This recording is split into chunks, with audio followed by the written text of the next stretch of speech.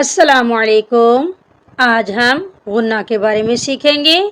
गुन्ना का इस्तेमाल कुरान पाक में बहुत से मकामात पर हुआ है। आज हम सीखेंगे कि गुन्ना के लुग़वी मायने क्या हैं, गुन्ना से क्या मुराद है, गुन्ना की मिकदार कितनी होती है, गुन्ना कब किया जाता है और किन किन हरूफ पर किया जाता है। सबसे पहले हम पढ़ते हैं गुन्ना के लुग़वी मायने। गुन्ना के लुग़वी मायने हैं गुनगुनाहट या भिनभिनाहट। इसे बजिंग साउंड भी कहा जाता है। अब हम पढ़ते हैं कि गुन्ना से क्या मुराद है। गुन्ना से मुराद ऐसी आवाज़ जो नाक के बांसे से निकलती है, उसे क्या कहा जाता है, गुन्ना कहा जाता है। अब आप सोच रहे होंगे कि बांसे क्या है। बांसा नाक की जड़ को कहते हैं, यानी जहाँ से नाक स्टार्ट होती है। यहाँ पर थोड़ी देर आवाज़ को ठहराकर गुनगुनी यानी बजिंग साउंड पैदा करेंगे, जैसा कि यहाँ पर मीम के ऊपर शद है, यहाँ पर हम गुन्ना करेंगे। जब आप कहेंगे तो आपको नाक के बांसा में आवाज़ जाती हुई महसूस होगी, यानी कि नाक के बांसा में आपको भिनभिनाहट या बजिंग साउंड महसूस होगी। इसी साउंड को गुन्ना कहते हैं। गुन्ना मीम मुशद्दिद और नून मुशद्दिद पर होता है। अब हम मीम मुशद्दिद और नून मुशद्दिद के बारे में पढ़ते हैं कि मीम मुशद्दिद क्या है और नून मुशद्दिद क्या है। सबसे पहले है मीम मुशद्दिद। मीम मुशद्दिद जिस मीम पर शद हो उसे मीम मुशद्दिद कहा जाता है। ये जो आपको डब्ल्यू जैसा साइन नजर आ रहा है, इसको शद कहते हैं। नून मुशद्दिद जिस नून पर शद हो उसे नून मुशद्दिद कहा जाता है। अब मैं आपको इनकी मिसालें समझाती हूँ। पहले नंबर पर है मीम मुशद्दिद, जैसा कि एक लफ्ज़ है सुम्मा। यहाँ पर देखें मीम के ऊपर क्या है, शद है, यानी मीम मुशद्दिद है। यहाँ पर हमने क्या करना है, गुन्ना यानी नाक में आवाज़ को लेके जाना है। इसी तरह एक और लफ्ज़ है फ़उम्मुहु। यहाँ पर भी देखें मीम के ऊपर शद है, इसको भी जब पढ़ना है तो इस पर हमने गुन्ना करना है, फ़उम्मुहु। इसी तरह एक और लफ्ज़ है खैरुम मिन। यहाँ पर भी देखें मीम मुशद्दिद है, यहाँ पर भी हमने क्या करना है, गुन्ना। ये थी मीम मुशद्दिद की मिसालें।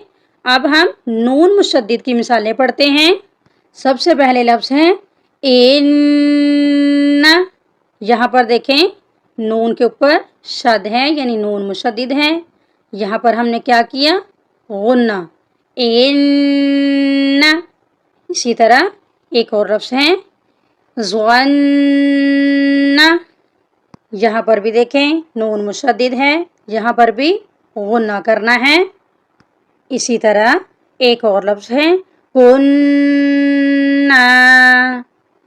यहाँ पर भी देखें नून मुशद्दिद है, यहाँ पर भी हम क्या करेंगे, गुन्ना करेंगे। हमने मीम मुशद्दिद और नून मुशद्दिद की मिसालें देखी।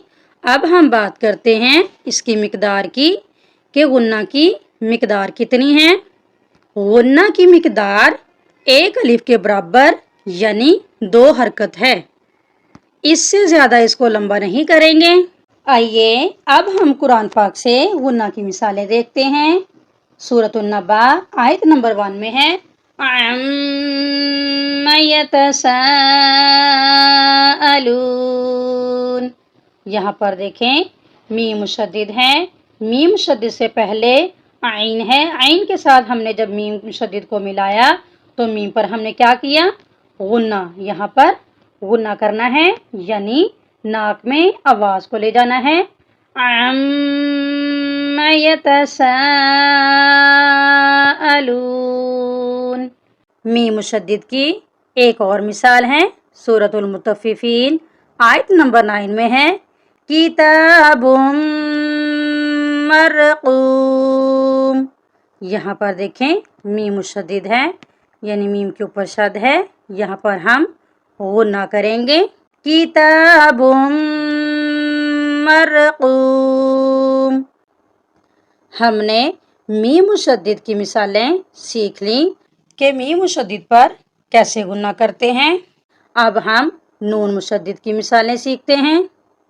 سورۃ النبأ آیت نمبر 2 میں ہے عن النبأ العظیم، یہاں پر بھی دیکھیں نون مشدد ہے، نون پر ہم غنہ کریں گے، یعنی ناک میں آواز لے جائیں گے۔ عن النبأ العظیم۔